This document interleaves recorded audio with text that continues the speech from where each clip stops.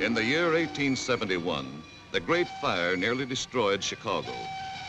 But out of the ashes of that catastrophe rose a new Chicago, a city of brick and brawn, concrete and guts, with a short history of violence beating in its pulse. That history is on record, and the record is kept by the newspaper men who have made Chicago's papers great. No period in Chicago's history was more violent than the years of Prohibition.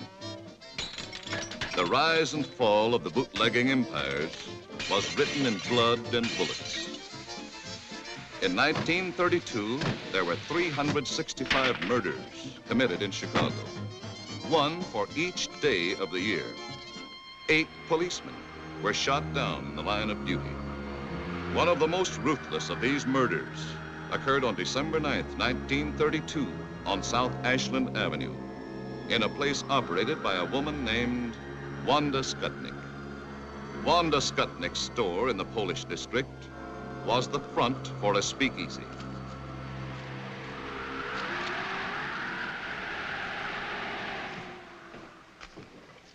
You got change for 20? That's all right. Pay me next time.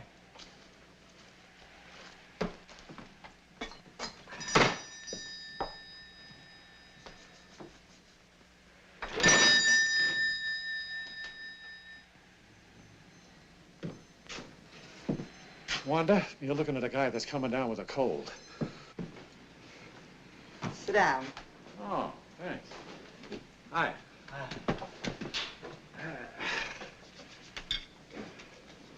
For a cold, this is good. Thanks, Wanda.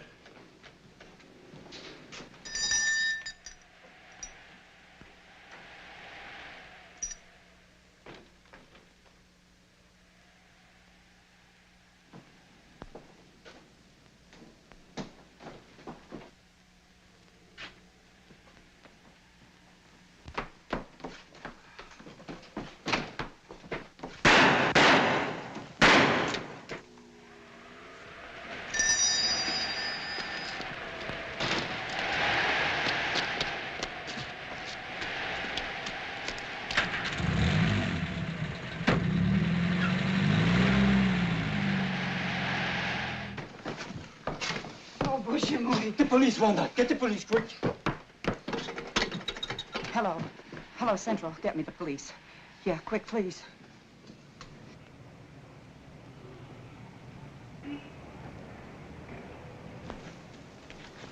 This cornered, frightened bootlegger gave information that pointed suspicion towards a man named Tomek Zaleska. Tomek Zaleska couldn't be found, but 2 weeks later, a tip from another source revealed that Zaleska had spent the night of the murder with his friend, Frank Wiecek. The police closed in on the home of Helen and Frank Wiecek.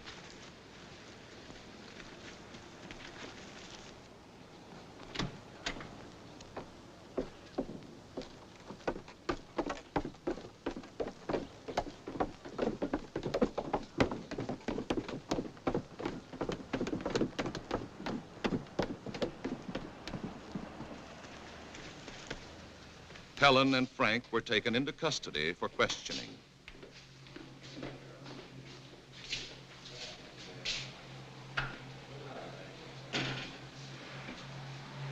Frank Wiecek admitted that Tomek Zaleska had spent the night of the murder at his home, but insisted he knew nothing about the crime. Why did Tomek want to sleep at your house? Well, he was having trouble with his old man, and he was afraid to go home. When did you last report to your probation officer? Last Friday. You're sure it wasn't Thursday? No, I know it was Friday because that was the day my wife told me she was going to have a baby. You went to the probation officer on Thursday, not Friday. There's your report card. You're confused, son. Try to be a little more accurate. Where were you at 3:30 on December 9th? I was with my wife. I remember because I was helping her shell walnuts for a cake she was making. You were wrong about the day you saw the probation officer. Maybe you're wrong about being at home shelling walnuts for your wife on December 9th. I know I made a mistake about the probation officer, but I know I'm right about the other thing. This statement was signed by your wife an hour ago. My husband was home with me on the 9th of December. I remember this because he was helping me pick dates for a cake. You sure it was walnuts?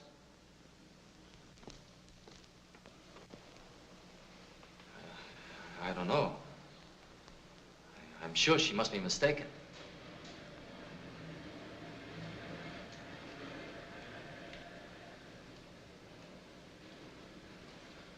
His wife, Helen, was released. But because of Frank's confused testimony on insignificant points and his minor police record, he was held as a suspect.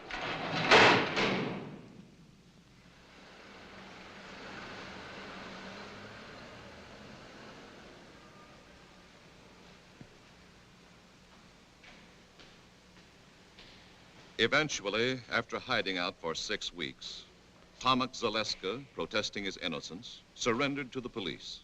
You know we're looking for you. You know we'd pick up your good friends Helen and Frank Wiechek. And why did you give yourself up if you were innocent as you claimed? I was scared. Sometimes I used to hang around Wanda's place. When I heard they were picking up everybody she knew, well, I figured nobody would miss me, so I just beat it.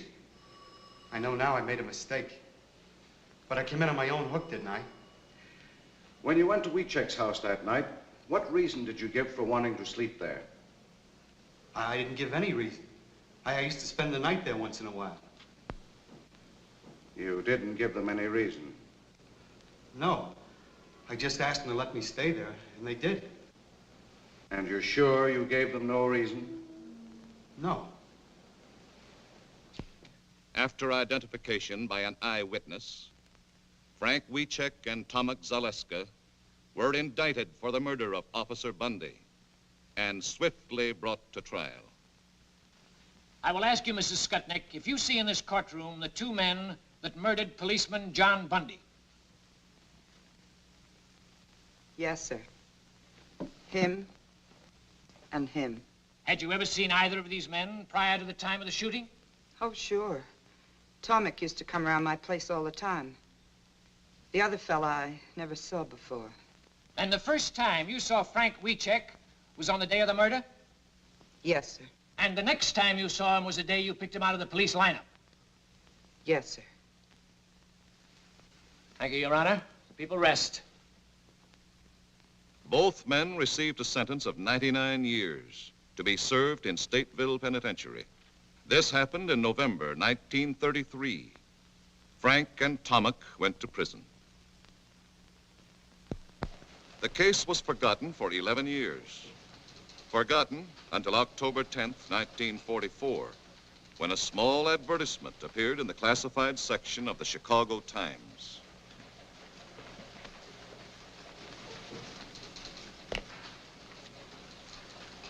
Boy! Yes, sir? Give me the file on John W. Bundy, cop killed in 32. All right. And get McNeil. Yes, sir.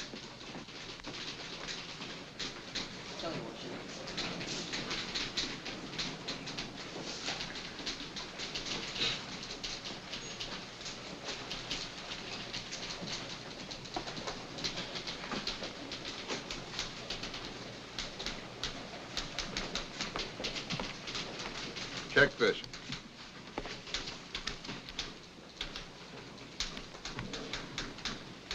What do you make of it? Well, I want to know why it's worth $5,000 to someone to find out who killed a cop 11 years ago. 1932 was open season for cops. Over on the north side, they were shooting them in pairs like a brace of ducks. This is all I could find on that cop killed in 1932, that Bundy guy, Mr. Kelly.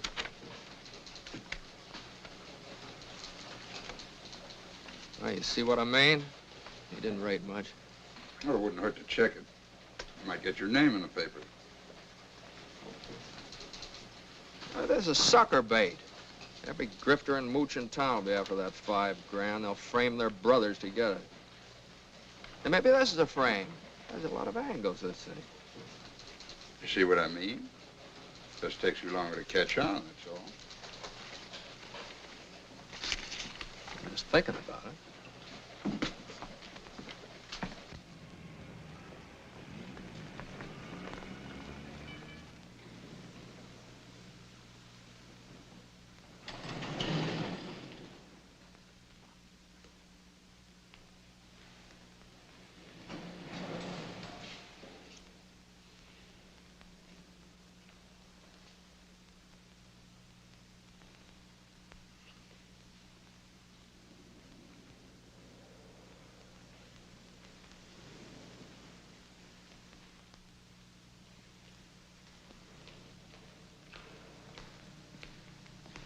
I'm looking for Tilly Weecheck.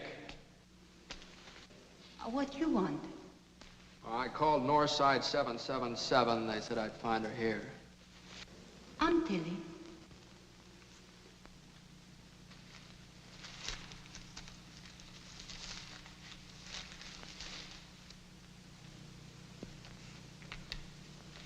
You run this ad? Yes. That's for me. You know something? No. No, I'm a reporter from the Chicago Times. We'd like to know why you're so interested in finding the killers of this cop. Frank Wietzek is my son. I his mother. My son's in prison for killing him. He didn't do it. My friends, they tell me if I offer big money, maybe somebody will tell who killed the policeman. Now, you mean your son's in prison for killing the cop, is that right? Yes, but he don't do it. My Frank's a good boy. He don't do this thing. About this $5,000. Where'd you get it? Is that important? Oh, yeah, it's very important. Where he got it, where you got it, might have a lot to do with the case. He might have it hidden away someplace. Maybe you got it from some mob that's trying to spring him. No. I work. I scrub floors. 11 years. I never miss a day's work. I earned it. Every penny. 11 years? That's a long time. Yes. You just say it. My boy, he lived it. Believe me, mister. You don't know my Frank. But me, I his mother. Well, you mean you got some new evidence, something that wasn't brought up at the trial? No. No. That's why I try to buy new evidence. No, you're just wasting your money. You'll get cheated out of it. No, not me. Look, lady. He's in for 99 years. Now, if you want to make good use of the money, send him lots of cigarettes and candy. Try and keep him happy. You're very kind. But I not use my money for candy or cigarettes. If you're not able to help, I get my Frank out someday. Somehow, I dream of this day. $5,000 a lot for a dream. Yes. 11 years. I dream and I work. First, I tried $3,000. Nothing. Now I try $5,000. Suppose nothing happened. Then I work 11 more years. I get $10,000. But my boy, someday he get out.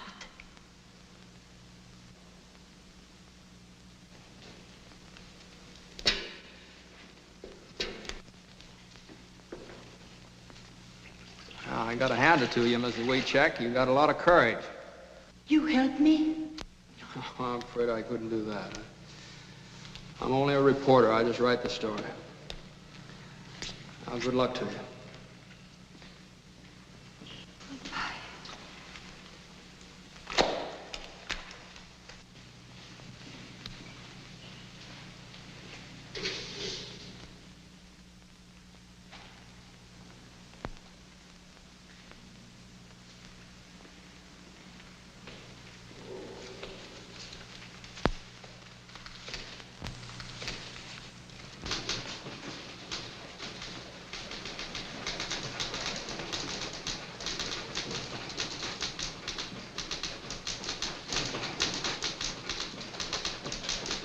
Great job, Mac. Thanks, Charlie.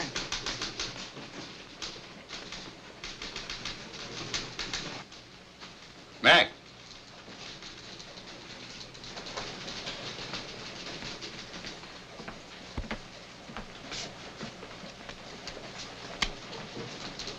Hey, this story on the scrub woman, pretty good. How'd you like to follow it up by going out to Stateville and interviewing her son? Oh, now, wait a minute. I didn't write the story to glorify the son. He's a cop killer. Well, you got any proof he's a cop killer? Well, they didn't give him 99 years for playing hooky. He had a record. He was on probation when he shot the cop. Yeah, I know. I read the record, too. He's public enemy #1. He and a couple of other kids broke into a grocery store. He got $2 and a record. But in this case, an eyewitness identified him as one of the killers. The Supreme Court reviewed the trial. The conviction was upheld. Well, so what? It wouldn't hurt anything to hear what the guy has to say, would it? Well, why? If you go out there... Well, look, Mac, let's put it this way. Maybe I'm interested for personal reasons. Maybe I'm interested because my mother did the same thing. She scrubbed floors on her hands and knees for more than 11 years, sent me through school. Okay, I'll go out to the pen tomorrow and see him. How about expenses? Here's a voucher. Take it to the cashier.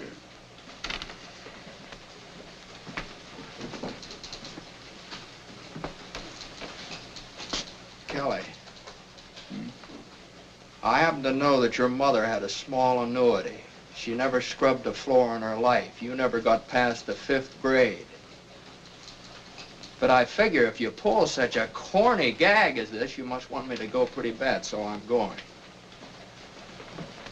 But I want you to know that you didn't get away with it.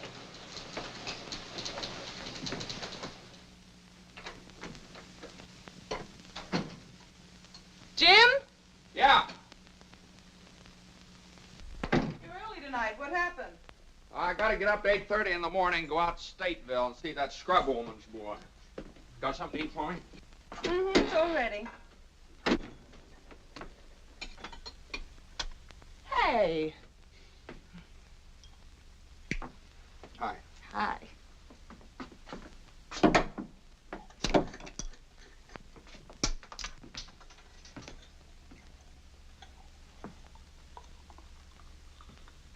Hey, you got a new one, huh? Isn't it a beauty? 500 pieces. Yeah, I can't see how a smart girl like you can spend so much time on these things. Oh, I noticed you worked on the last one.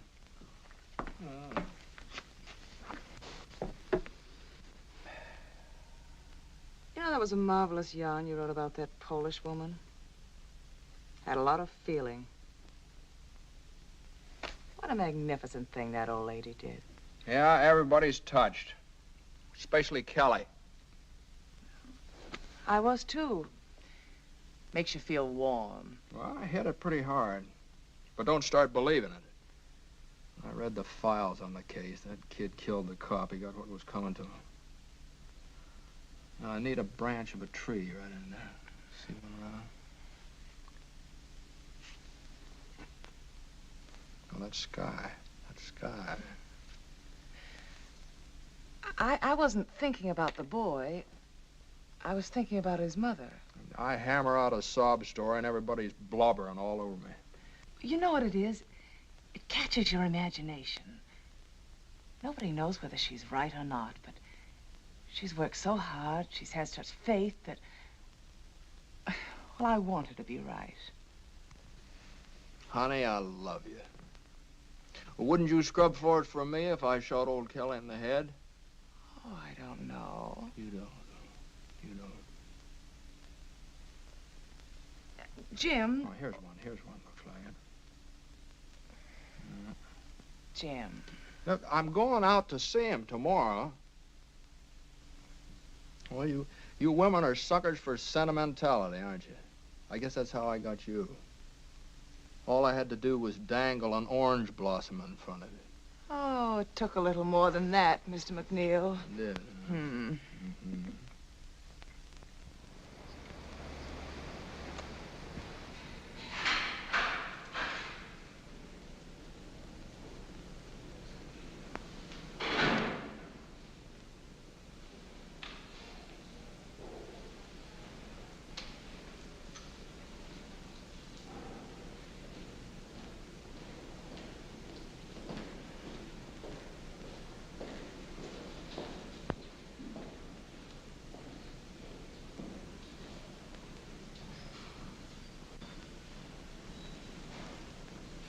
What kind of a guy is he, Warden? I like him. Oh.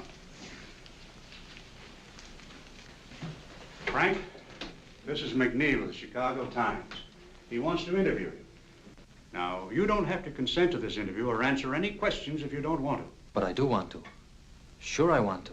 Okay. That's fine. He's yours. Sit down, Frank. The Times has taken an interest in your case. I came out to ask you some questions. Yes, sir. I'd like more of your story, your side of it. I need an angle, something to hit the public with, you understand? Yes, sir. Now, you knew about the ad your mother ran in the papers, and the $5,000 reward. Yeah. Did you know she was scrubbing floors to earn that money? Yes, I did. All she lives for is to get me out. I guess that's all I've got to live for, too. Well, that's a very good angle to play up. Your faith in your mother, her faith in you. You know, if you're guilty, you're just letting her slave her life away for nothing. She knows I'm not guilty. Uh-huh. I read the news clips, transcript of the trial. They don't whitewash you, the way I see it. But you only read what convicted me. All the true facts didn't come out. Even Judge Moulton said I was innocent. The judge that gave you 99 years? Well, the jury said we were guilty. He had to. But in his chambers, he said he knew we were innocent. When was that? Well, after he sentenced us. Oh, after? Well, maybe we better duck that. What else? My lawyer was a drunk. He wouldn't even let me take the stand. He was afraid I'd get the chair. Oh, go on. When they question you hour after hour, you're bound to get mixed up on a lot of little things the way I did. That's another good angle. Railroaded, huh? And they took me from one police station to another. Every few hours. Taking me around the horn, they call it. So my lawyer couldn't get me out. And this one, the Skutnik. The first 2 times she saw me, she said I wasn't the man. And all of a sudden, she said I was. Finger woman. All right, we'll play that up, too. I was home with my wife the night the policeman was killed. Does your wife visit you regularly? My wife, yeah. We're divorced. Well, we better duck that angle, too. You duck so many things. You don't believe me, do you? Listen, I talked to your mother. She's a very fine old woman. She believes you. I need proof. I got no proof. Yeah, I know. All right, now, what we'll do with this thing is this. We'll play up this mother angle and the finger woman, and maybe a little police and political corruption, too. I didn't say that. Well, what difference does that make? It's a good angle. Probably true, anyway. You see, you don't want a wishy-washy story. This thing's got to have sock, mass appeal. It's the only way we'll be able to help you. Get sympathy, public support. And you leave it to me. Okay, Ward. Thank you.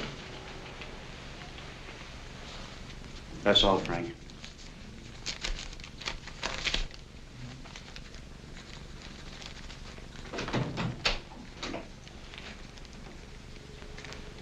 Are there any guilty men out here? Not if you hear them tell it. Sure make a hard pitch, don't they? 99 years is a long time. Maybe he'd been better off if he got the chair.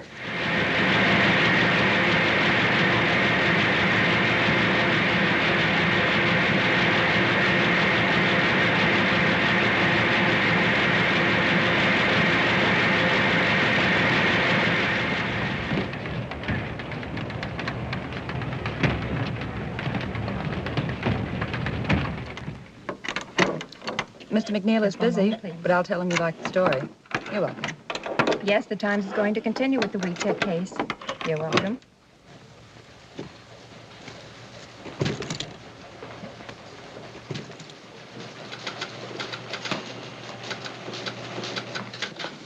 Yeah.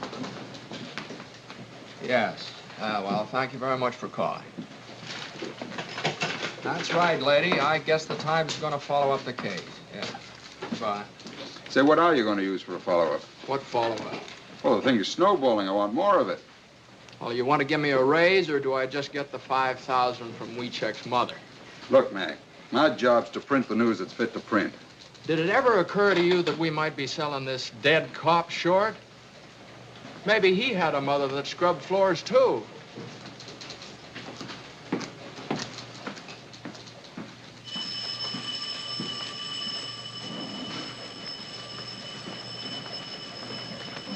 And another thing, you remember what Wiechek said about that judge that promised him a new trial? Well, the judge died 3 weeks after the case was closed. He's been dead for 11 years.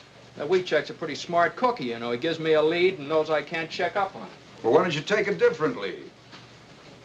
Look, Mac, you know we're getting on the average of more than 20 phone calls per hour from our readers. And every time that phone rings, you see those great big juicy headlines. I know, Chicago Times clears innocent man. Well, why not? Well, why not? It's impossible, Kelly. You can't do a thing like that. Listen, Mac, if you don't like the story, if you think he's guilty, end it. Write a finish piece and kill it. I'll take that deal. I'll interview his wife. She believed in him so much she divorced him. That ought to kill it for good.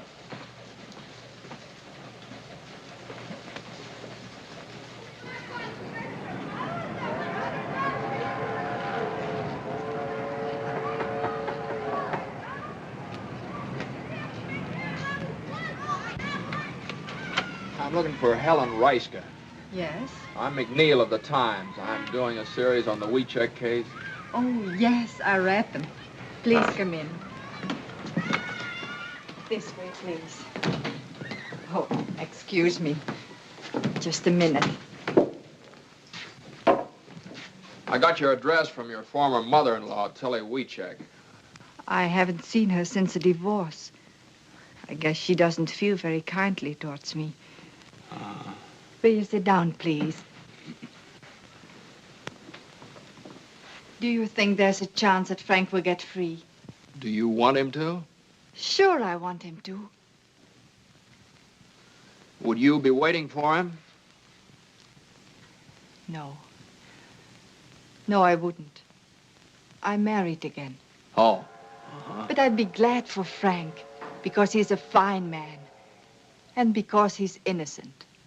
He was at home with me when the policeman was killed. Yeah, I know. You were baking a cake. You loved him. Then, I mean. I did. Very much.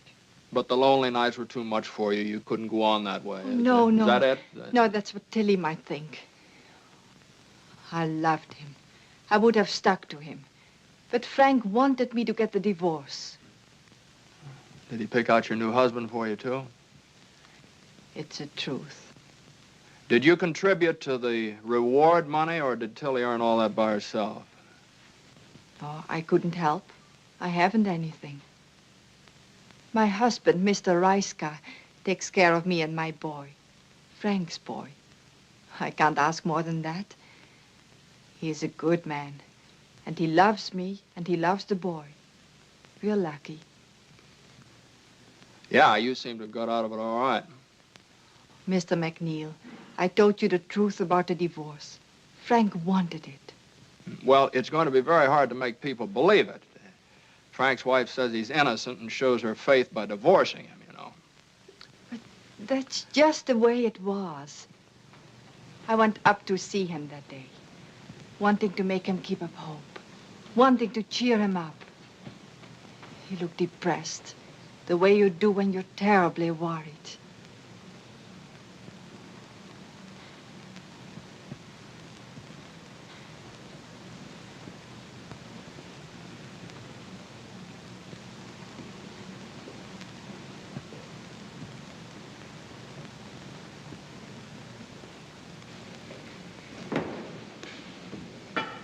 How have you been? Fine. How have you been? Fine. How's Ma? Fine. And the boy? How's the boy? Oh, he is fine.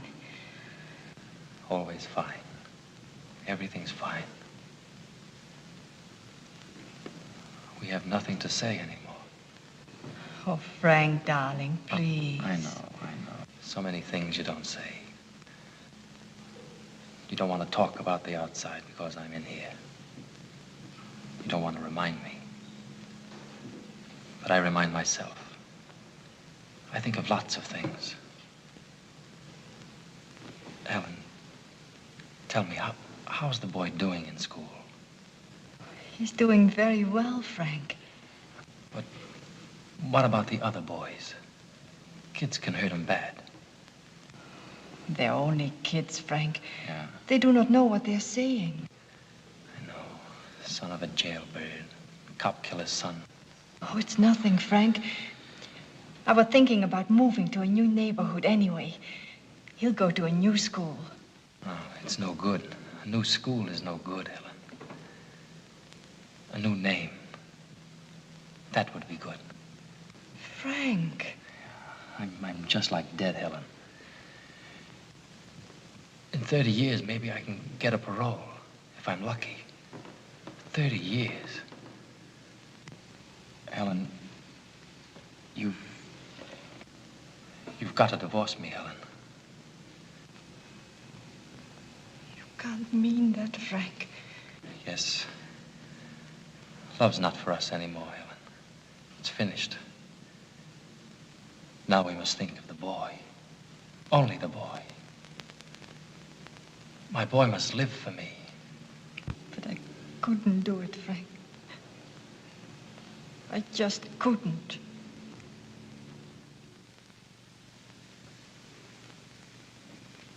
And for over a year, I wouldn't do it, Mr. McNeil.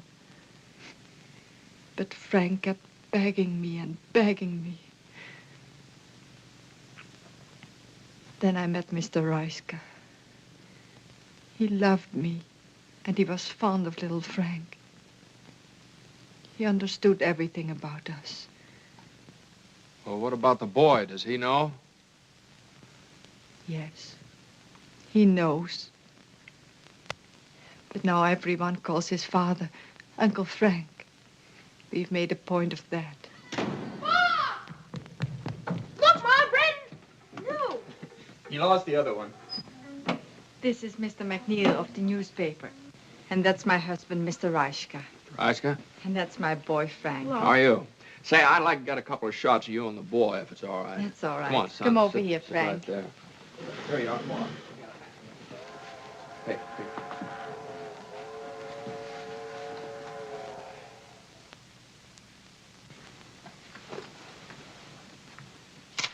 Mr. Reiska, you mind if I ask you a couple questions? Certainly not.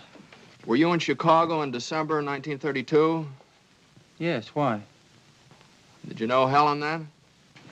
What do you mean, asking such a question? Any objections to answering? No, no objections. He's got to ask everything, dear. I know that. I didn't meet Helen till after she was divorced. This can be proved by our friends. I see. You understand I have to ask a lot of questions. Sorry. What's he asking all the questions for anyway? What's the big idea? Well, it's about your Uncle Frank. He's not my uncle. He's my father. Well, thank you, folks. Goodbye.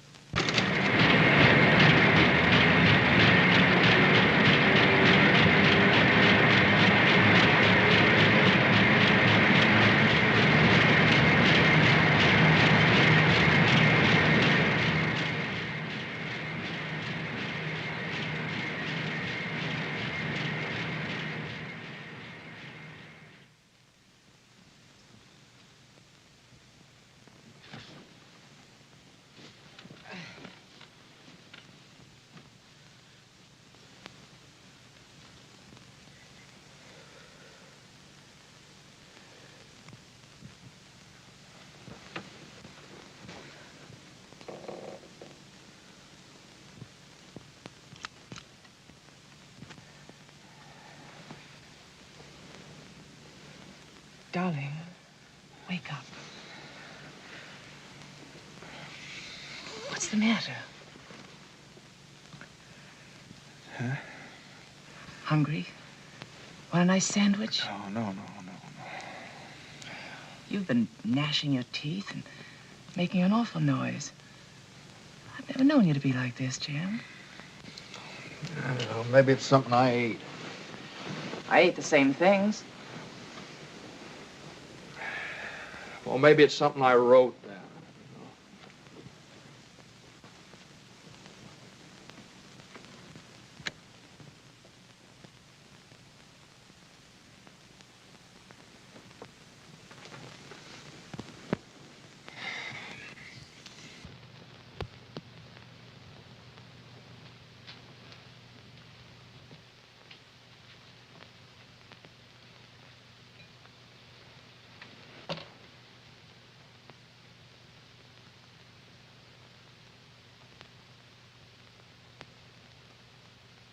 You look nice. Will you marry me? I did. Oh, yeah, that's right. Thanks. You're welcome. Just remember I'm here. Well, come on over here. Maybe we can work this out together. What's the matter? Won't the pieces fit together? Some of them, but they make the wrong picture. Pieces never make the wrong picture. Maybe you're looking at them from the wrong angle. Sometimes it's mighty hard to figure. Why don't you let go? You want him to be innocent. You want him to be free. Admit it. Oh, maybe you're right. Maybe I do want him to be free. But that doesn't make me believe he's innocent. If you want to believe, that's enough. Believe it. Will you marry me? Oh, that's right, you did. Will you fix me that sandwich then? Hey.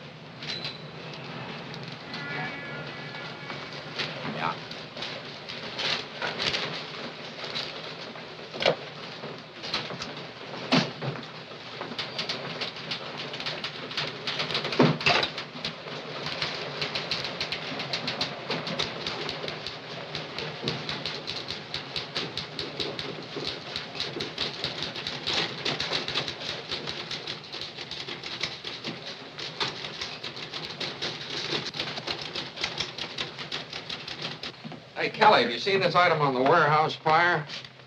Might be a firebug, arson ring. You think there's anything to it? There might be. I'll follow it up. Is that an assignment?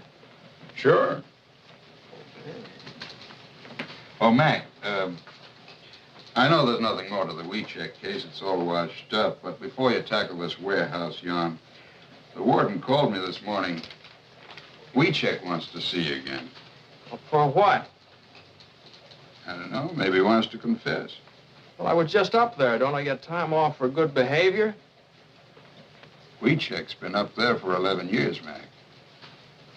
That cop's been buried longer than that.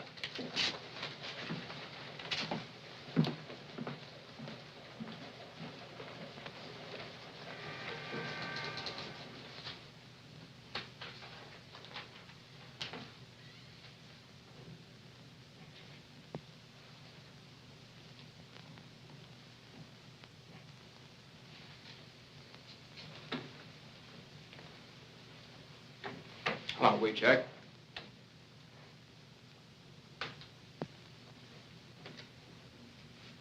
Mr. McNeil,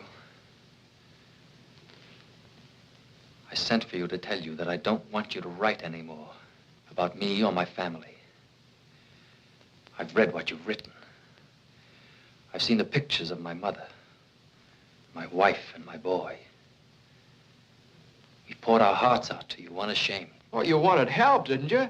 That's the only way you can get people interested in the case. Nobody's going to read a little two-line ad like your mother ran in the paper. 500,000 people have been following this story. Now, somebody might know the killers and get in touch with us. I don't want that kind of help. I'll stay here 1,000 years. But you must not write anymore about my wife and my mother and my boy. My mother is doing this for me, not to sell your papers. Oh, now, wait a minute. I made my wife divorce me, so my boy has a new name. Now you put his picture in the paper. You spoiled everything for him. I don't know. I thought I was doing a good job. No. This is writing without heart, without truth. Before I thought maybe some crook lawyer would try to get the $5,000 from my mother. But this I never figured. Yes, I say it. I'll stay here. I'll stay here 1,000 years. But never write anymore about my family. Leave them alone. Leave alone my wife and my boy.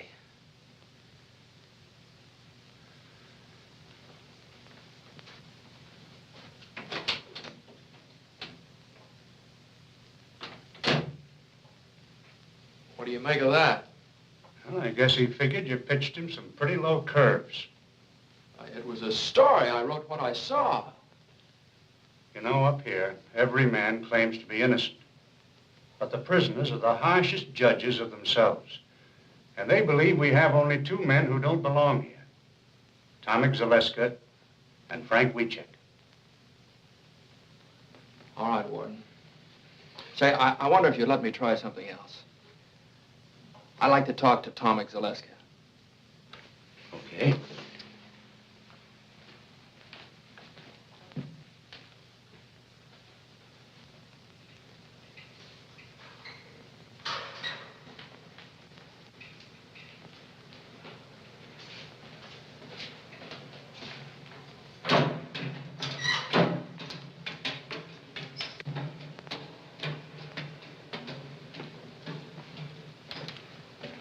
I'd like to talk to Zaleska. Yes, sir.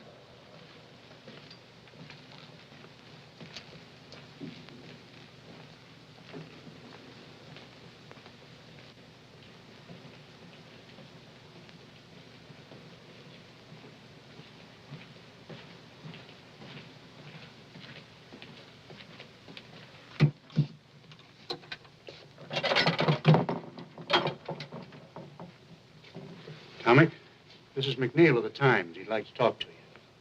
Yes? Warden, would it be stretching the rules too much if I talked to him alone? No. No, go right ahead. Thank you. Are you familiar with the work the Times is doing for Wiecek? Yes, sir. Now, look, Tomek, we want to clear up this Bundy case one way or the other. We don't think Frank was in it with you. Now, if you confess and name the man that was really with you that night, the Times will do everything in its power to get you a parole for turning state's evidence. The chances are you'll be out of this place in a few years. What have you got to lose? You're in for a life now. Come on, tell us the truth.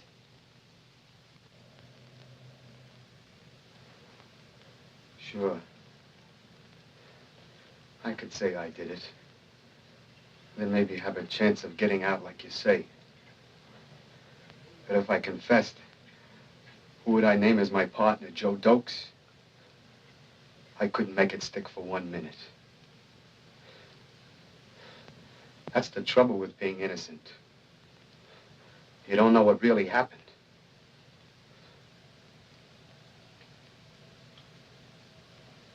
I didn't do it. Me and Frank had nothing to do with it.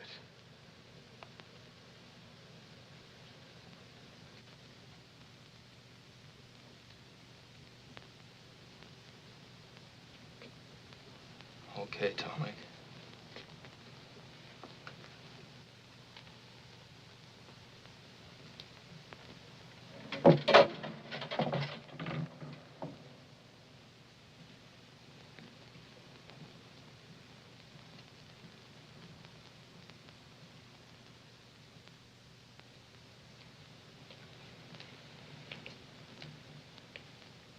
Well?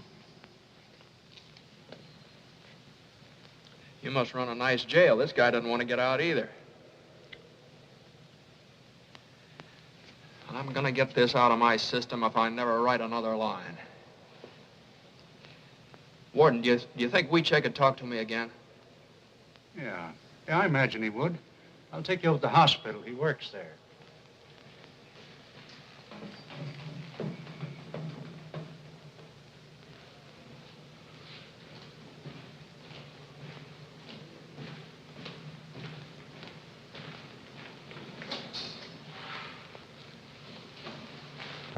Frank, Mr. McNeil would like to talk to you again if it's all right with you.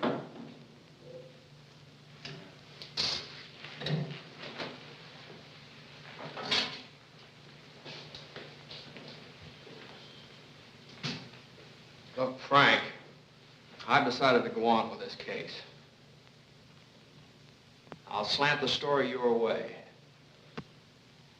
I also want you to know that I'm still not convinced you're innocent, but I'm willing to get the facts. But remember this, if I ever catch you lying, I'll blast you so hard you won't even get a parole when you're 33 years or up. Is it a deal? I've nothing to be afraid of. It's a deal. Okay, Frank. Now, I want you to give me some information. This judge you told me about, you know, the one that died. Were there any witnesses when he told you he'd try and get you a new trial? Yeah, there was a bailiff. Uh-huh. What was his name? I don't know.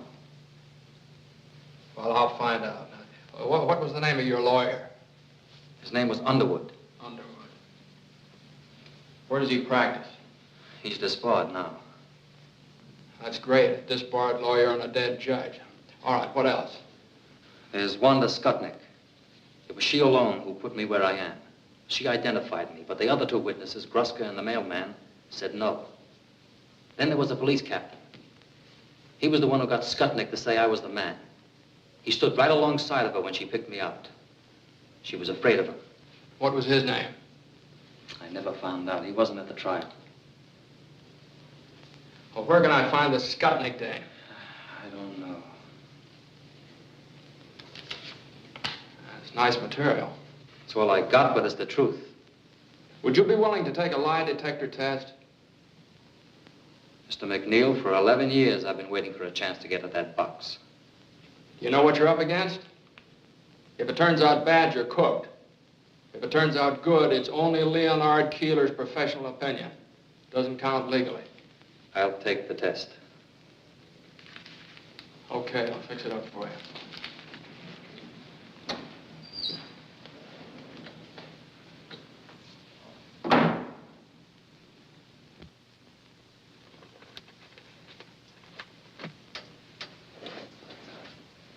Listen, kid, take it from me.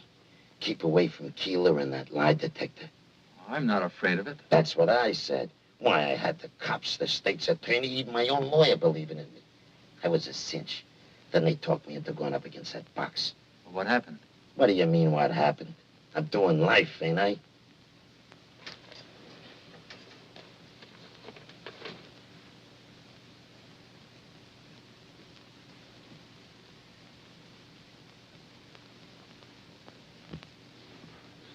Well, the only thing the machine is for is to record the emotional reactions of an individual.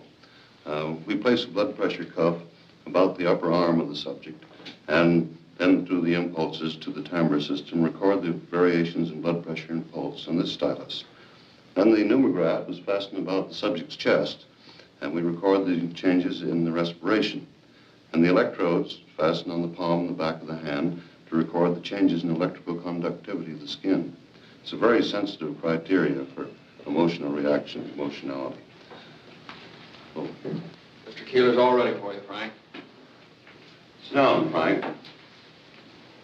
Just take it easy and relax. I'll do the best I can, Mr. Keeler.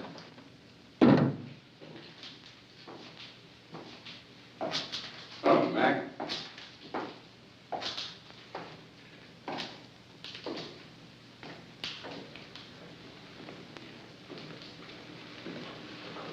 What are you doing here? I was driving out to Decatur to see my brother and thought I'd stop by. I'd never seen a lie test before. Decatur's out the other way. Yeah, well, I took the detour, the long way around. Yeah.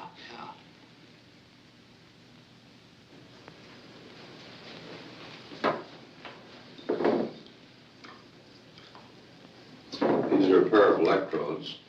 I clipped them to the palm on the back of your hand and picked up the electrical changes in the nervous system. I'm going to try an experimental test now. I want you to take one of these cards, look at it, remember the card that you chose, and then place it back in the group. I'm going to ask you one card at a time, and I want you to say no to each card that I ask, including the chosen card. You understand? Yes, sir. Now just face forward. Don't watch the machine. And sit as quietly as you can.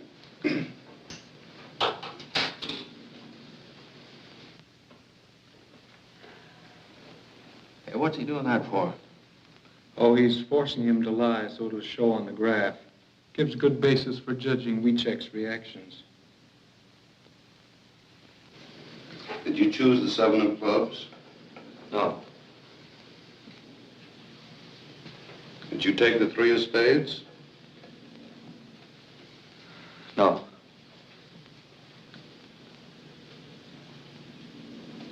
Did you take the Queen of Hearts? No.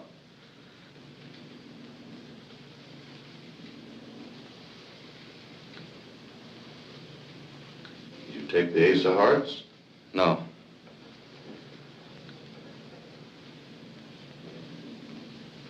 Did you take the 5 of Diamonds?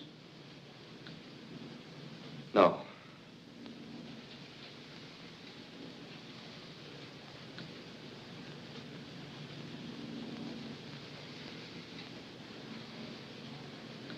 Did you take the 6 of Clubs? No.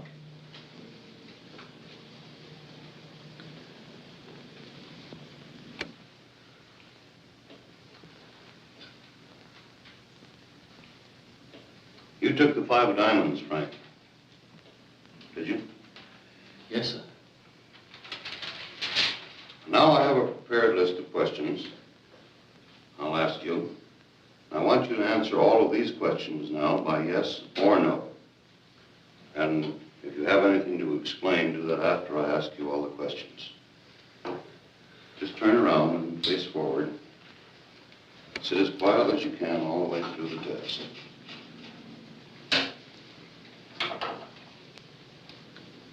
And don't forget, just yes or no all the way through. Is your name Frank Wiechek? Yes.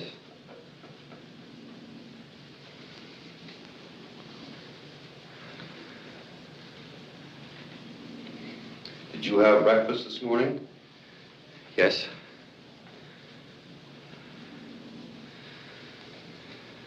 Do you know Tomix, Alaska?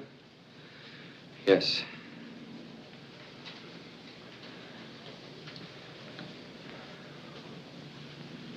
You're 6 feet tall, aren't you? 5'9". Just a minute now. Just yes or no, all the way through. I'm sorry, sir. And sit quietly. Yes, sir. I'll have to begin again now. I'll just ask you some of these questions. I'm sorry. Is your name Frank Wiechek? Yes.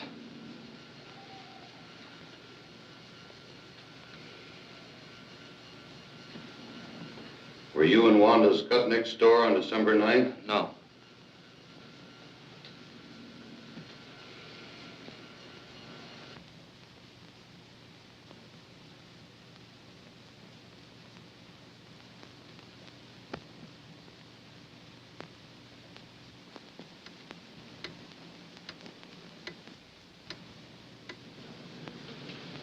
Were you home at the time of the robbery? Yes.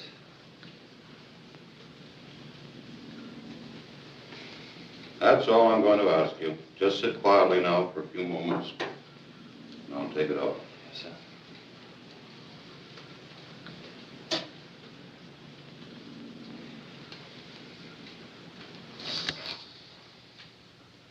Now we're all through, Frank.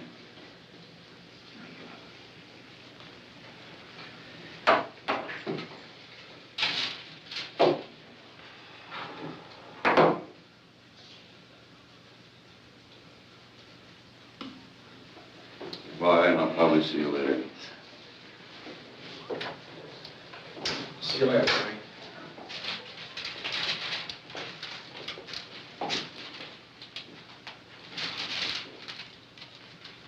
What's the verdict? Well, there's the record.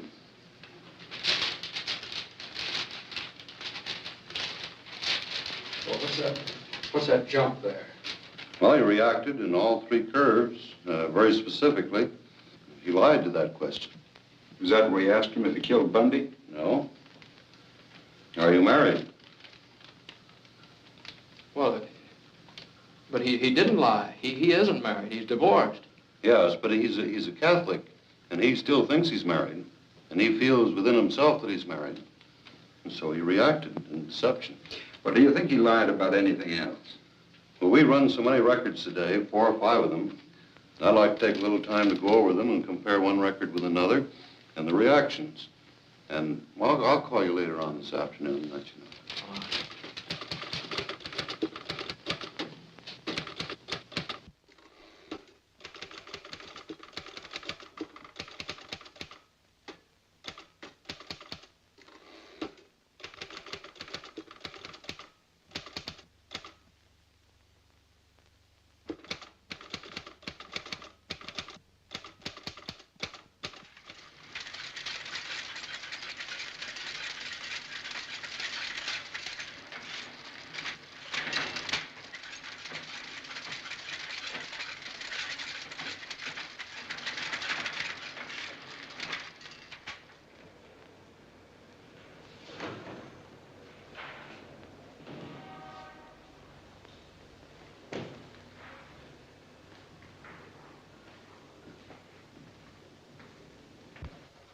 Hiya, McNeil. What can I do for you? Say, Larson, I'd like to check on the date of arrest of a fellow by the name of Frank Wiecek. You mean the cop killer? Oh, I'm just trying to do a job.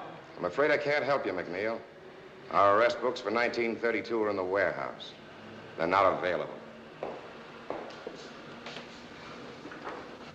What do you want me to do, go to the commissioner? You know where you can go as far as I'm concerned.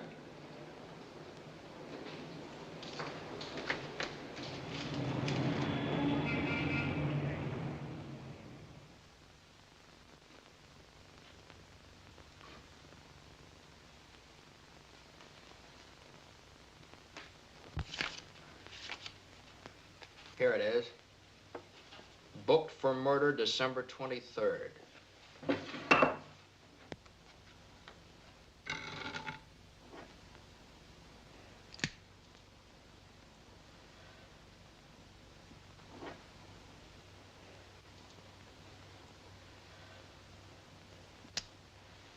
Does that make you happy?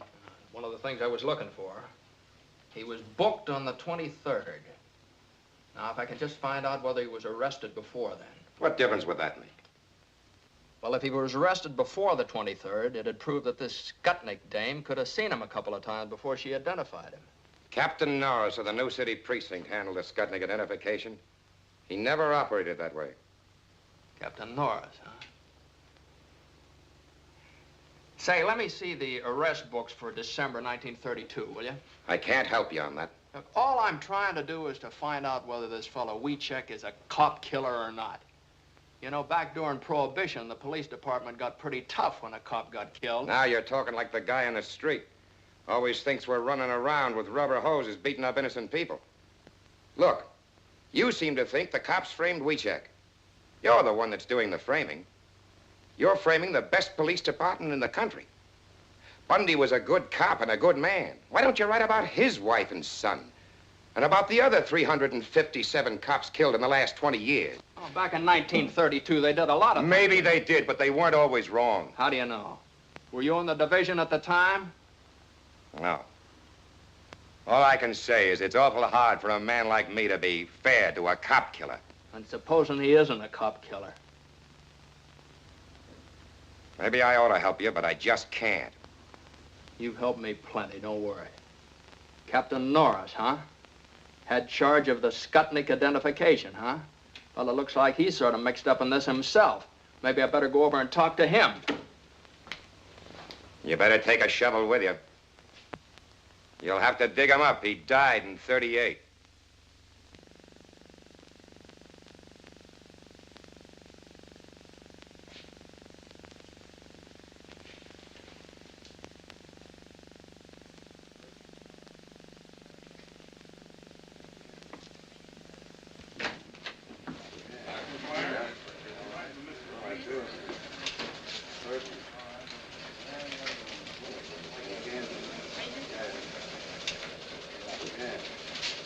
All right, transfer him to New Jersey precinct. Yeah. Hi, Mac. Off your beat, ain't you? Yeah, sort of. I need some help. Lay off of me, Mac. The word's gone out to keep away from you. I've done you a lot of favors, Matt. Now, is there any place I can find some records of people that come in here and look at the police show-ups? Material witnesses. Somebody might have been subpoenaed to come in here and identify Wiecek. If we kept that kind of stuff, the books would fill Soldiers Field. Well, now, would there be any photographs, anything We like don't that? take no pictures in station houses. Press boys might get a shot of the witnesses on the steps, but never inside. Now, look, Mac. If I'm seen talking to you, I'm going to be back walking my old beat. Now, why not be a good guy? Don't be here when I get back. Okay, may I use your phone? Yeah, use that line. Don't touch those.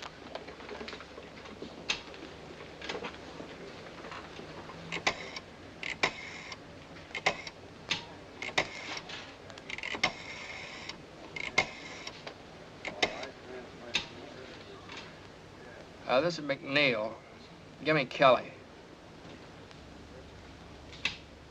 Say, check through our files to see if any of our boys took pictures of the Wiecek arrest in 1932. Get someone to check the Tribune and the rest of the papers. Now listen, Kelly, a photographer takes maybe 10 shots, prints one of them. I want to see the other 9. Now listen, the Herald Examiner, they were still in business then, weren't they? Now this is just their kind of picture. I'll check on that myself.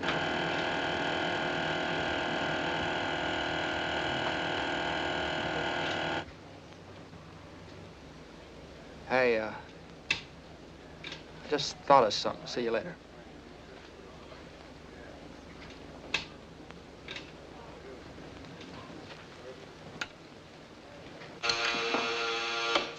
New City Precinct.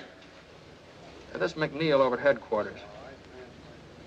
You got the book on the Wiecek arrest, 1932? Yeah, but we've been told to pull it out of the files. I'll drop over and see it. Okay, we're right over. Right.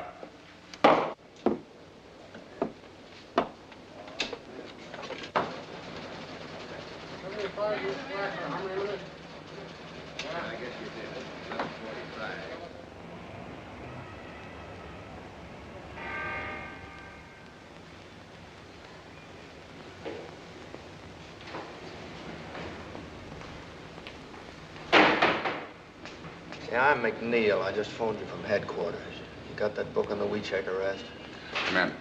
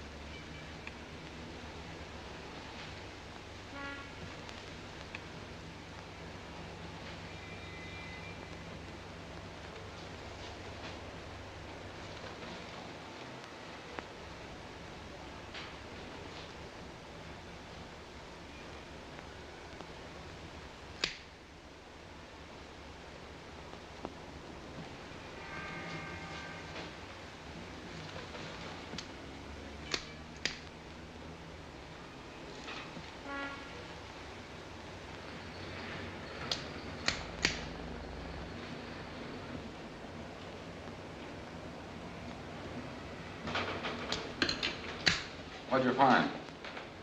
Wiecek was arrested in the morning of the 22nd. He wasn't booked until the afternoon of the 23rd. Norris took his time, didn't he? What'd you say your name was? McNeil. What division? I'm McNeil of the Chicago Times. This is confidential information. This is public information, and I'm entitled to use it. We've got our orders. You got a beef, you talk to the state's attorney's office. That's a good idea. I think I will. In the meantime, I wouldn't let anything happen to that book if I were you.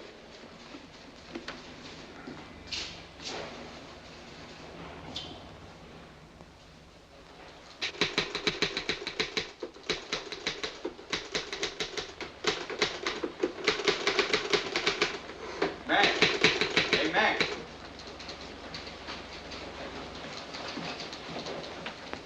Hey, this is hitting him pretty hard, isn't it? I haven't even started on him yet. I think this whole thing stinks. Kelly speaking. Yeah. Yes, sir. Right away. That's the boss. He wants us both. Let's go. Let's go.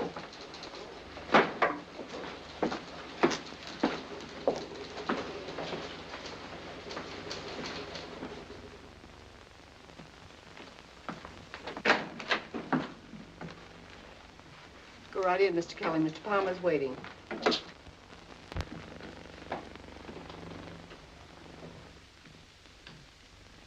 Mr. Kelly, Mr. McNeil, I believe you know the commissioner. Oh, well. Mr. Faxon from the state's attorney's office. And this is Robert Winston representing the governor. How do you do, sir? Of course, you know Mr. Burns. Mr. Kelly, these gentlemen object to our handling of the WeCheck story. Mr. Kelly, we feel that the Times, through you and Mr. McNeil, is slinging mud on one of the finest police departments in the United States. And specifically, we object to your efforts to arouse sympathy for a man who killed a police officer. We'd just like to point out, gentlemen, that Frank Wiechek was convicted by a jury. His case was reviewed by the Supreme Court, and the conviction was upheld. All these legal authorities believed in Frank Wiechek's guilt. Well, a long time ago, a lot of people believed the world was flat. At this late date, do you wish to impugn the integrity of the jury and the court? If they were wrong, yes. Back in 1932, a steady stream of convictions made good publicity. Remember? Frank Wiechek was found guilty, and he belongs where he is. Were you in the state's attorney's office in 1932? Why, yes, I was, but I didn't have anything to do with the Wiechek case. I have no axe to grind, Mr. McNeil. But I believe you're unnecessarily discrediting this regime. Furthermore, your stories may be holding out false hope of a pardon to both Frank Wiechek and his mother. I'm not so sure it's false. We are. Look, up until now, what we've printed was based on interview and investigation. We've invented nothing, and we don't intend to. Well, a great deal of emotion and color can be lent to simple facts. The governor feels this entire matter is undermining law and order. But Wiechek is innocent. It'd be criminal for us to stop now. Well, you must remember, Mr. McNeil, that another political party was in power at that time. We're not to blame, but the public tires us with your brush. You can't destroy the confidence we build up in this regime just to sell newspapers. It may have started like that, but it isn't that way anymore. Now, look, gentlemen, believe me, this man is not guilty. I don't know if he's guilty or not, but we don't want this police force persecuted anymore. Well, what's the difference? Now, just a minute, gentlemen. The governor wants this thing cleared up. We're not asking you to forget the man if he's innocent, but we don't want this dragged on and on just to promote circulation. Now, we have a proposition to offer you to settle this thing once and for all. I can suggest to the governor that he set up a hearing of the pardon board. If Wiechek is exonerated, he'll get a pardon. But if you can't clear him, you're to drop this matter once and for all. Is that a deal? What do you say, Mac? It's a deal if Mr. Palmer says so. Okay. It's a deal. I'll ask the governor to set up a special hearing next week. Are you ready to accept that? Yes, I am. There's just one thing, Mr. McNeil. If you go before a pardon board and they turn him down, it'll go on Wiechek's record. Then when he's eligible for parole, that record may hurt his chances. Now, mind you, there's no regulation. There's no law. But the very fact that he was investigated by the pardon board and turned down may have a prejudicial effect upon his application. What you're doing is gambling with Wiechek's parole. Now, that's a chance we'll have to take. Well, gentlemen, let's settle then. We're agreed. Thank you very much, gentlemen. We'll live up to our end of the bargain. Goodbye. Goodbye, sir. Goodbye.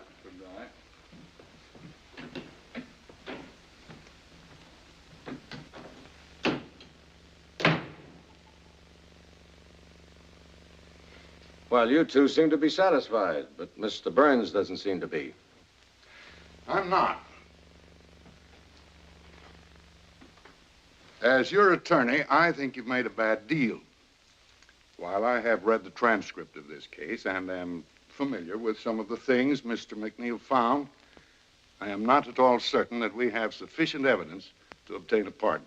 But you haven't seen all of the evidence yet, Mr. Burns. What, for instance? Well, in the first place, I've talked to the bailiff of the court.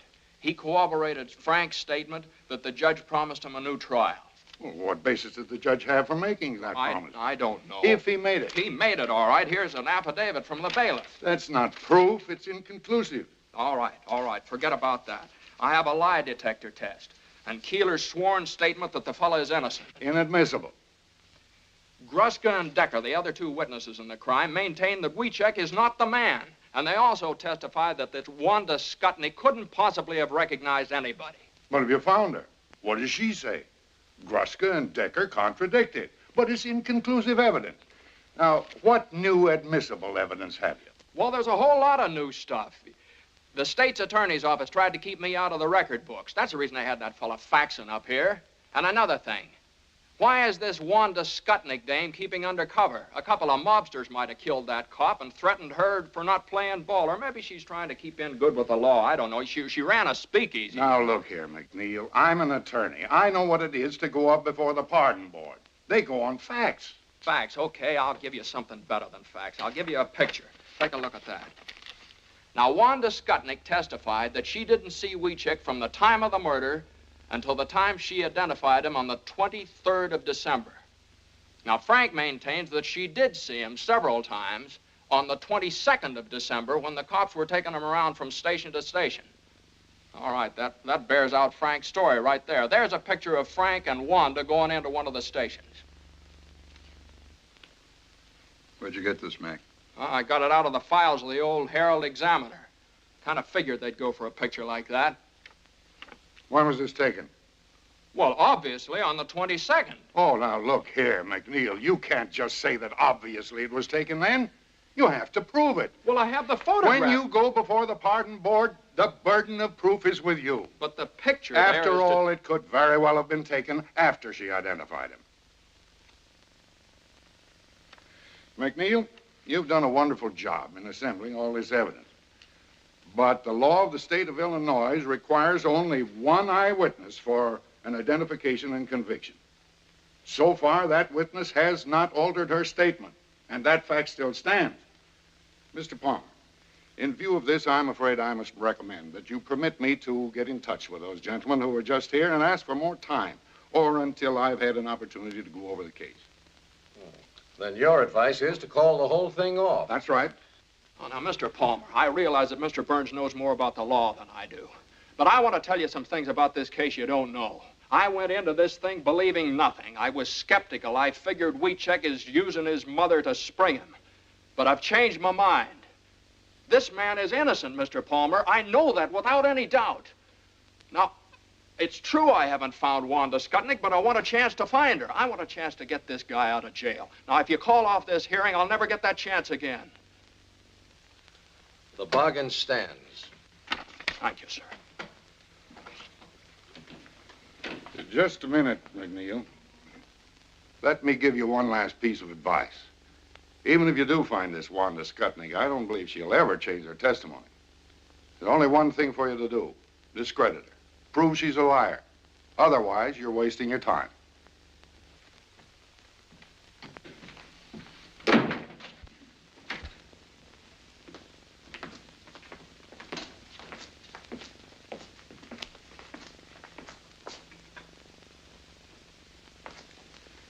Yeah, that's great. Great speech, Mac. Now you've really got to find Wanda Skutnik. Now, listen, Kelly. I haven't been wasting my time. I know a lot about Wanda Skutnik. Now, she used to run a speakeasy. All right, she's probably still in the liquor business. She's Polish, and she used to run around with a guy that works in the stockyards. So don't let your enthusiasm get you into trouble. Back of the stockyard's a tough neighborhood. Oh, wait a minute. Don't scare me, Kelly. Can you speak Polish? No, I can't speak Polish. But if I have to learn to speak Polish to find her, I'm starting right now.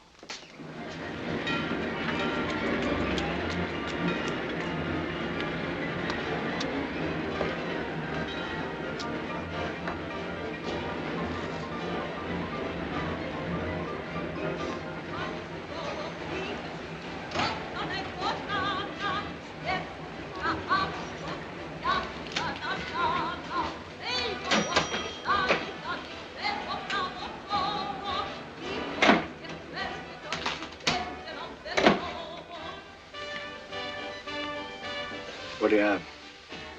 Say, did you ever see that woman before? Her name's Wanda Skutnik. You a copper? No. Her uncle died, left her a little money. I hear she's remarried. Having a hard time finding her. Money, huh? Well, I don't know. I'll see if the boys in the back room know about it. Кто je? Če tudi slišal se kabeta, če naziva Wanda Skutnik? Ne. Bila pevna ženata? Ima novo nazvisko. Nije. Never heard of it. Fly.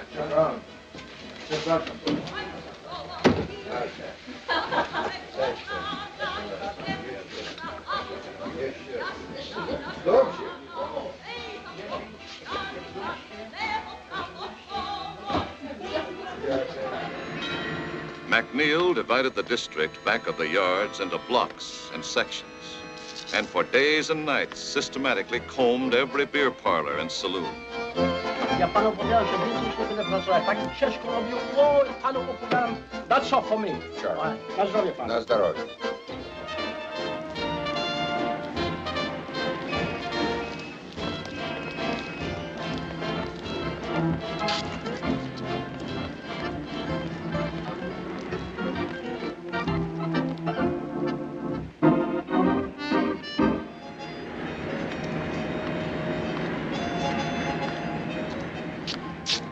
Ja mam 21. Ile ty masz? Ja wszystko wygrałem. Wódka to proszę, ja sobie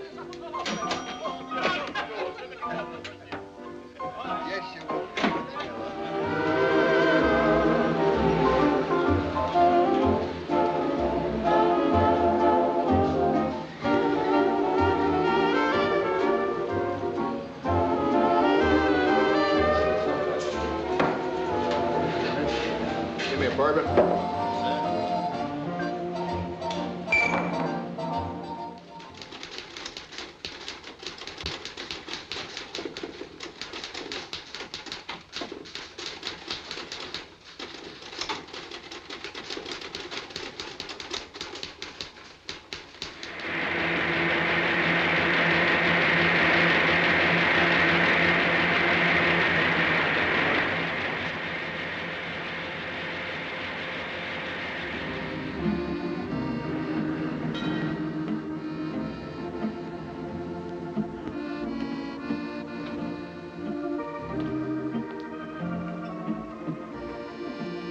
What do you have?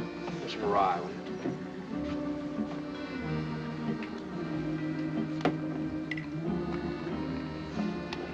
Say, did you ever see that woman around here? No, I don't think I have. Her name's Skutnik, Wanda Skutnik. A lot of women come in here, but I don't know them by name.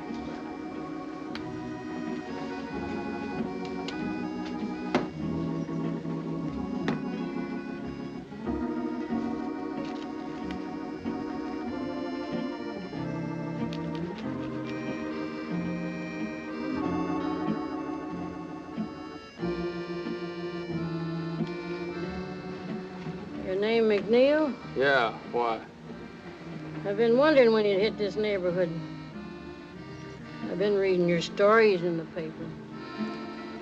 About Wanda Skutnik? Yeah. You know her? Used to. Used to be good friends. Do you know where I could find her now? I might. Where? What's in it for me? What do you want? I owe him $1.75. Okay. Where is she? I ought to have one to talk on. Yeah. Hey, couple of drinks here, huh?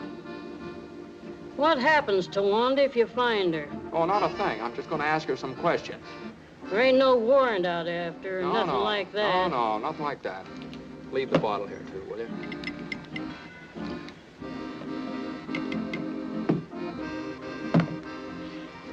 She hadn't ought to thrown them bricks at me. You know Honora Street? Yeah, sure. You go down there. 725. 725. What's her name now? Siskovich. Wanda Siskovich. But don't tell her I said so. She's got a bad temper. I don't want her throwing no more bricks at me. Won't tell her a word. There you are. Thanks.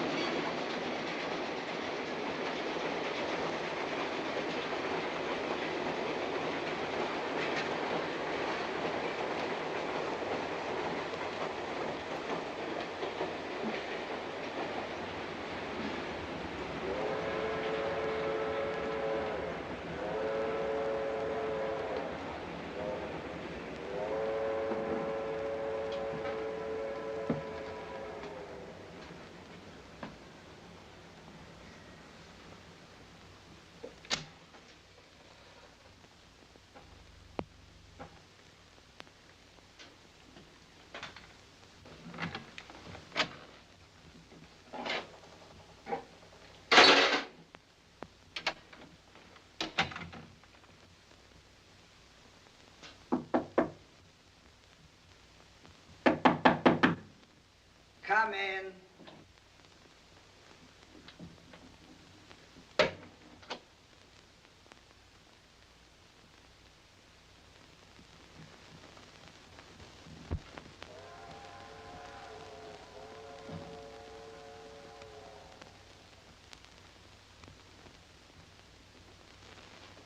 Who are you? I'm from the Times. Get out of here! So you're Wanda Skutnik. Yeah. I've been wondering when you'd show up. Now, look, lady, I'm not going to give you any trouble. I'd just like to ask you a few questions. You want to cry in my beer? All I want to know is this. Is there any possibility that you might have been mistaken when you identified Wiechek? No. Well, if you're so positive, we can prove it. Will you take a lie test? A lie test? You think I'm crazy? Look, will you give me a sworn statement? I did my swearing in court. How many times did you see Frank before you identified him? Never. You didn't see him before the police show up? No, only when he killed the cop. Look, I said all I got to say. That's all there is, see? What do you mean that's all there is? There's a lot more than that. This kid's been up in the pen for 11 years. Now, look, I've got to go before the pardon board day after tomorrow. Now, Frank's got a good chance to get off if you help him. I got no reason to help Wiechek, and I got no reason to help you neither. You're the one that wrote them lies about me. I've been thinking of suing you for libel. That's the reason I wrote them. I called you a liar and a bootlegger and a finger woman. I insulted you every way I could think of, and I'm going to keep on doing it, see? Go ahead and sue us for libel. I'd just like to get you up on a witness stand under oath. Yeah, and you still wouldn't get nothing out of me.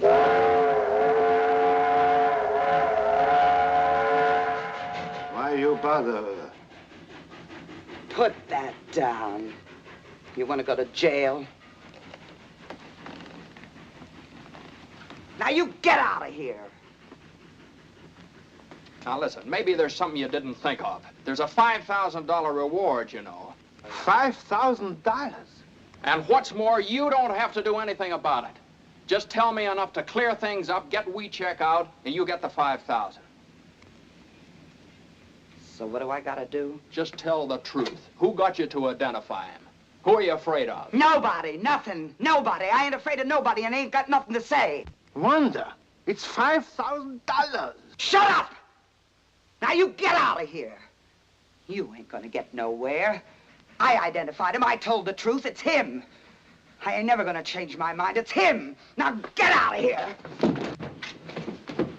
Boris!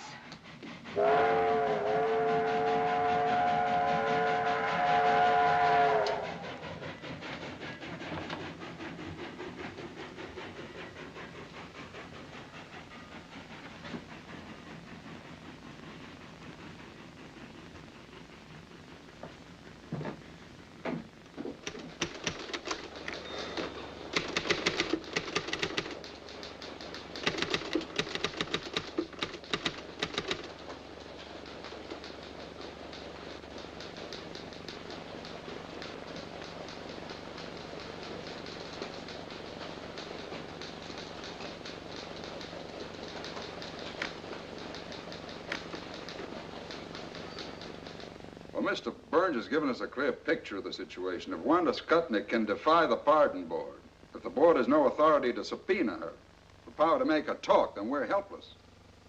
What do we do now?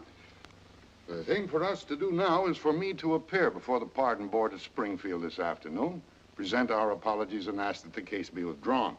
Will that appear on Frank's record?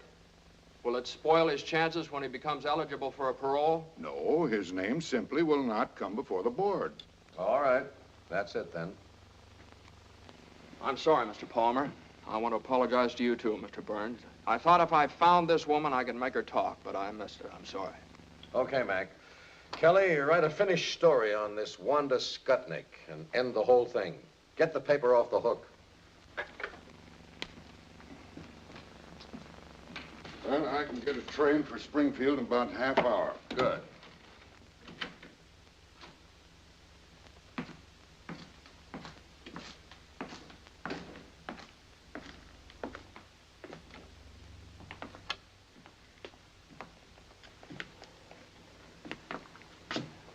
Big day for the wheat checks.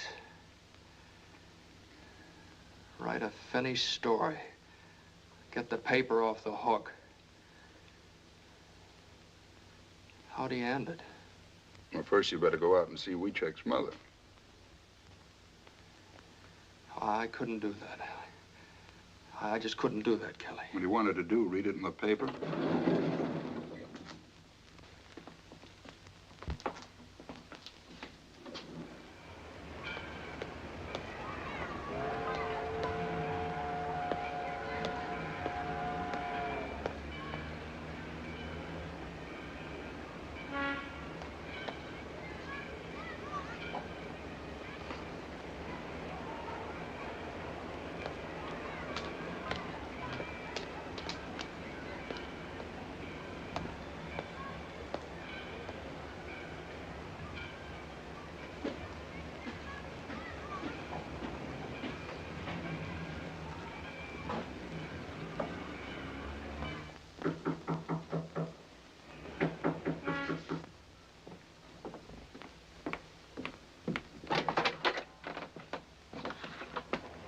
Mr. McNeil, come in.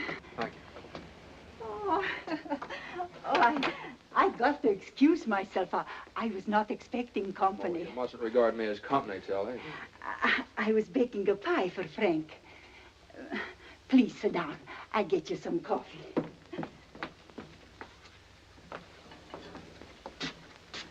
I really can't stay, Telly. I just came out to talk to you about something. About the pardon board, yes? Oh, I pray for this day. I want to tell you about it. Yeah. Come over and sit down. And now it has come. It is here. Telly, I must tell you this. Yeah. We're going to call off the hearings. We don't have a chance in the world of getting Frank his pardon. No chance. No. But you work so hard. You do everything. Everything I could. You got lawyers. He tell pardon board. We have the best. But don't you see, Tilly, if we go before the pardon board now, it'll just be hurting Frank's chances for a parole later on. We can't get a thing out of Wanda Skutnik, and without her, we have nothing. I saw her at the trial. She will never tell. Like a rock.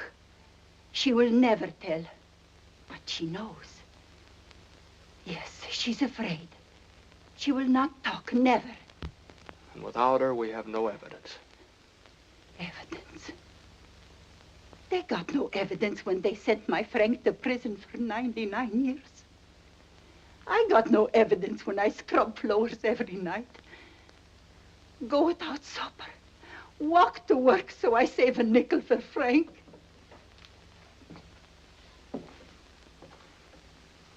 Evidence? What is this evidence?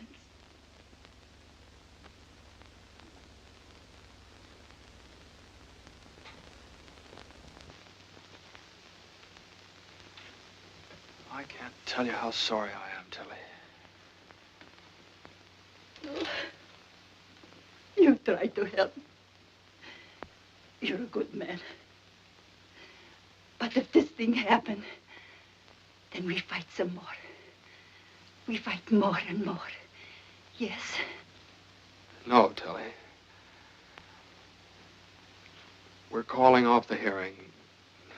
The Times is dropping the case. No. But if you go, I got no friend left.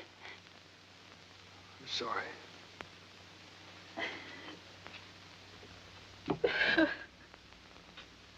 No friends left. No friends, no more.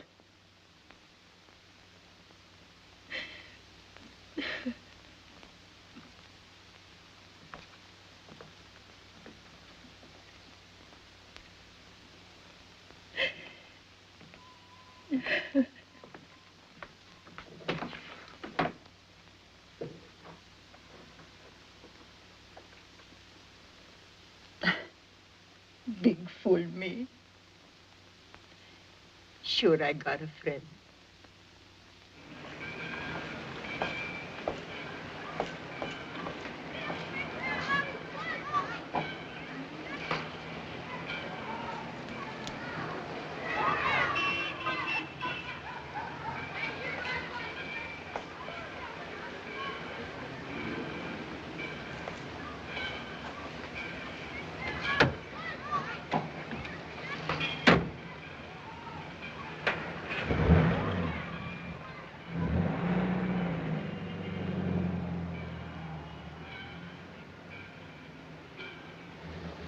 Where to?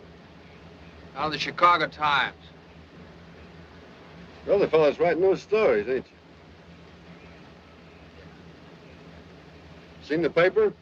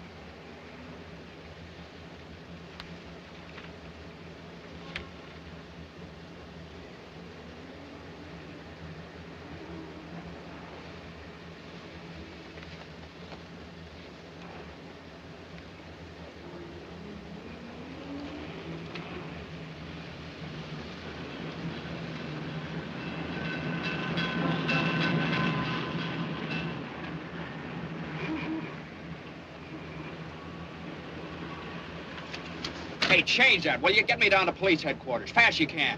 Right away. McNeil of the Chicago Times. First door on your left, Mr. McNeil.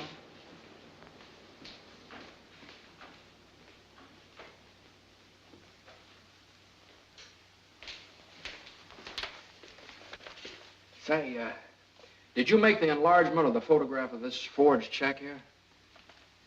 Yes, why? I got a picture here. I just wondered, could you blow that section of the picture up right there? Sure. Would all the details come out on it? Well, that depends. You got the negative? No, that's all I got right there. Well, then I'd have to make a dupe. How long would that take? Oh, a couple of hours. What do you think? Could you get started on it right away? Yes. But you're McNeil at the Times, aren't you? Been working on that wheat check case. That's right, I'm McNeil. At first, I thought this guy was guilty. But now I don't know. You take a look at it. Hey, can I use your phone? Sure, right over there.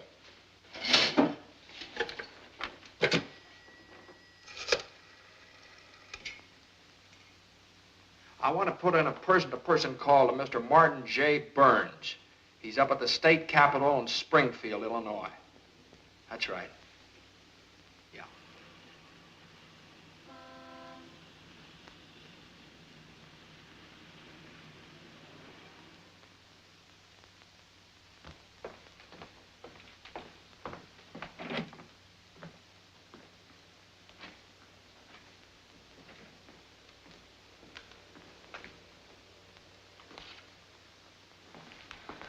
Sorry, gentlemen.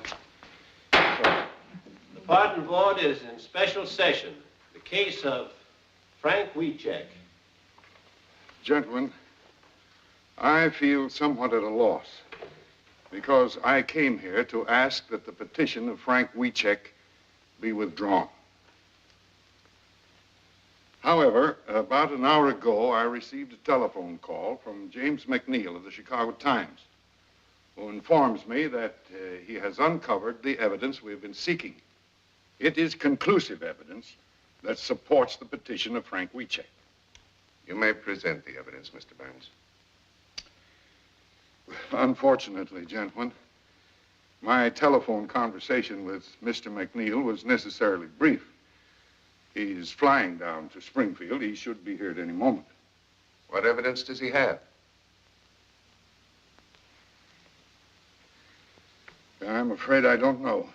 Mr. Chair. Mr. Faxon. I object. The state's attorney's office has the right to demand orthodox conduct of this hearing. If you have conclusive evidence, present it. Otherwise, we ask that the petition be denied here and now. Mr. Faxon, we certainly intend to follow orthodox procedure in this Board of Pardons.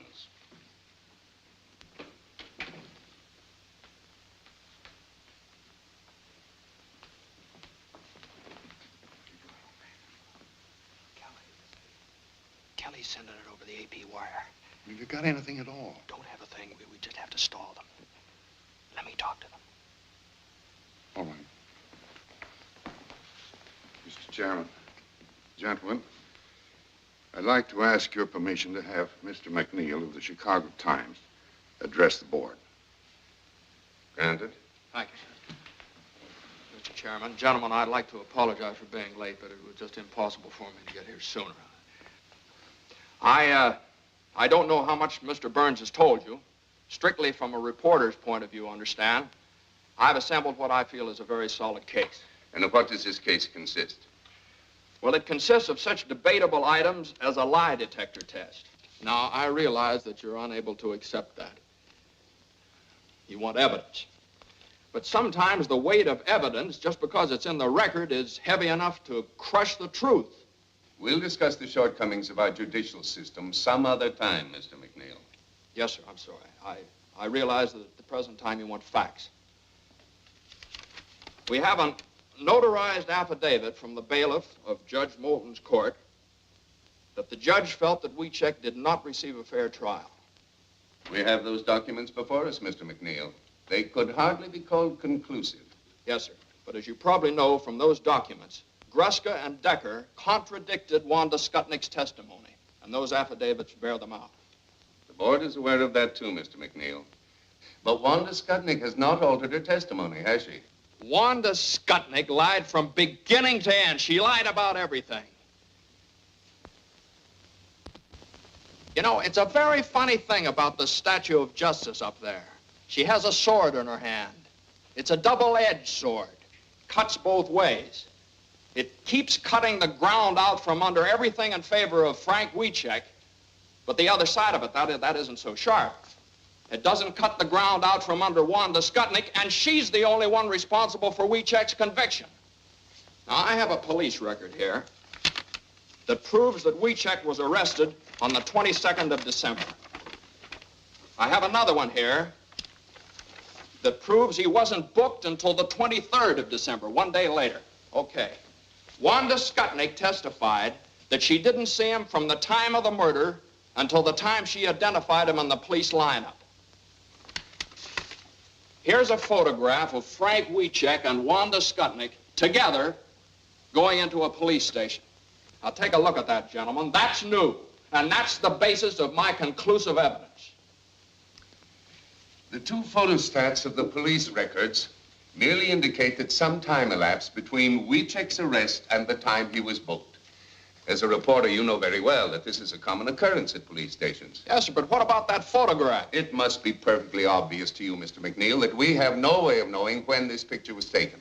Was it on the 22nd or the 23rd? Or was it during or after the trial? Yes, sir, I know. Now, gentlemen, that's what delayed me. Now, if I do prove that that photograph was taken on the 22nd of December, 1 day before Wanda Skutnik identified Frank Wiechek in the police lineup, how about that? What then? In that event, Mr. McNeil, we might be obliged to render a favorable decision. But can you prove it? Yes, sir, I think I can. I just need a little time. Time? Do you mean to say, Mr. McNeil, that you still have no corroborating evidence? No, I'm not sure. The police laboratory down in Chicago is enlarging this section of the photograph. Now, if the enlarging process... Yes, I know, but how long will this take? As soon as the enlargement is developed, they're going to send it over the wire photo system from the Chicago Times to the Illinois State Journal, which is just a few blocks down here. Now, all I ask, gentlemen, is that you go down there and see that thing with me. I object. The methods of publicity previously used in behalf of the plaintiff indicate that this may rightly be regarded as an attempt to make journalistic capital of this hearing. Now, I am authorized by the state's attorney's office to state categorically that in the opinion of our office, the facts set forth in Wiechek's behalf do not indicate that he was a victim of a miscarriage of justice. We're here to protect the interests of the people of this state, not to sell newspapers. Mr. Chairman. Gentlemen, the governor ordered this hearing for the purpose of arriving at the truth. If you fail to consider every item of evidence, no matter how improperly presented, you have defeated the very purpose of this hearing. What is your decision, Mr. Chairman? Gentlemen, we'll go. Are you clear to Springfield? Yes, sir. The wire's open. We'll hold it open. Have the picture in a minute.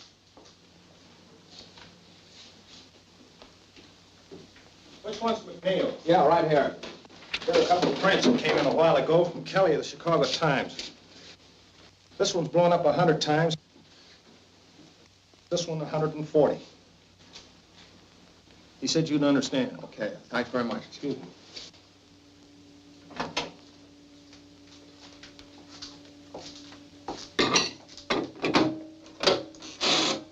Ask them if they're ready. Springfield, are you ready for this picture? We're ready. Okay, here's the final lineup. Okay. All ready, Mr. McNeil.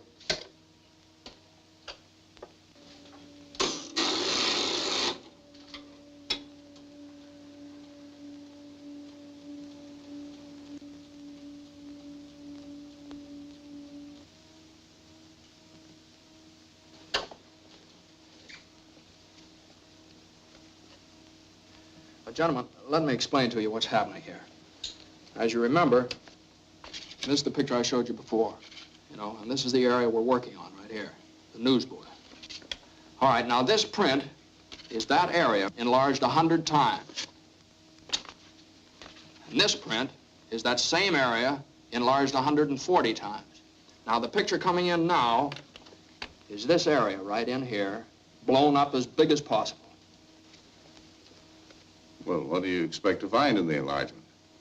The date on the newspaper held in the newsboy's hand. Is that possible?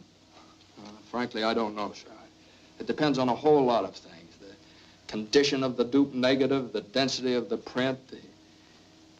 I've been doing a little praying, too.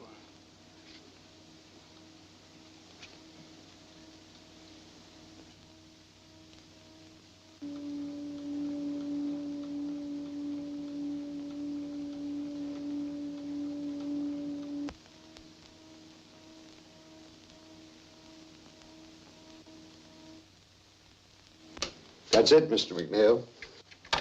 Excuse me, please. How long will this take?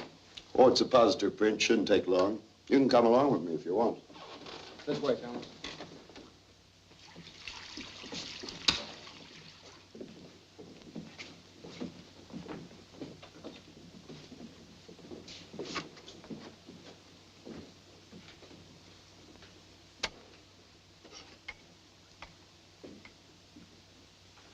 Now, remember, this is the area I showed you.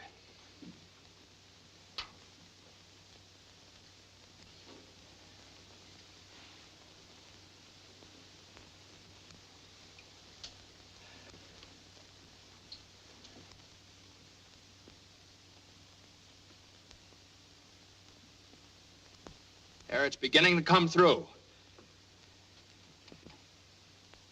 Now, what's the date? What's the date?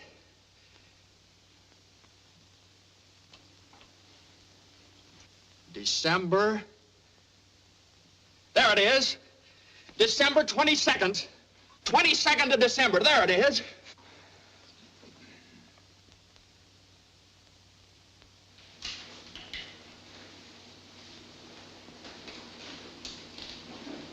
Goodbye, boy. Good luck, Frank. Thank you.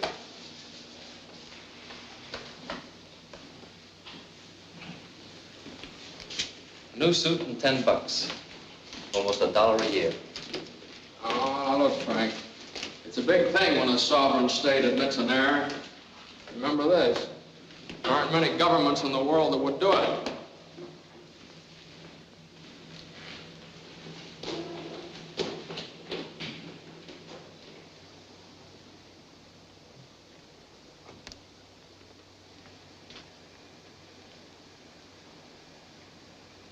That's my daddy! Daddy!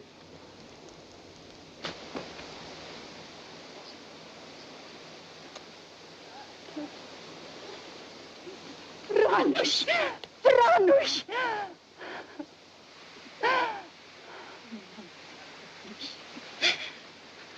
Helen. Frank. Frank, this is... Yeah, I know. I want to thank you for everything you've done for Helen and the boy. And I want you to know you can have the boy with you whenever you want him, and for as long as you like. Thanks. It's a good world outside. Yes, it's a good world outside. And Frank Wiecek is free. Free because of a mother's faith, the courage of a newspaper, and one reporter's refusal to accept defeat.